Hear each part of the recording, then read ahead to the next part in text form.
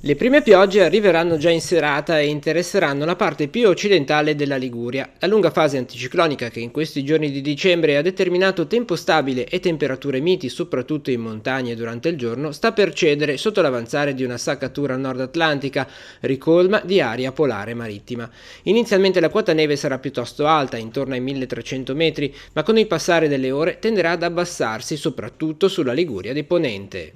Tra la notte e la mattinata di domani, la parte più intensa della perturbazione tenderà ad avvicinarsi al nord-ovest italiano, interessando anche la Liguria. Quindi avremo una generale intensificazione delle piogge che saranno anche, direi, piuttosto intense, anche se eventuali temporali oppure rovesci molto forti saranno concentrati in mare aperto. Attenzione al limite della neve, soprattutto tra la Valbormida, le Alpi occidentali e l'entroterra di Savona, perché tra la notte e la mattinata e probabilmente fino a mezzogiorno la quota neve tenderà a scendere bruscamente dai 1400-1300 metri di questa sera, scenderà fino a 500-600 metri. Più a est invece non dovrebbero esserci nevicate, sull'Appennino orientale forse solo sulla punta del Bue e del Maggiorasca potrebbe esserci qualche spruzzata di neve, ma veramente è una cosa di poco conto, ovvero a levante non prevediamo nevicate degne di nota.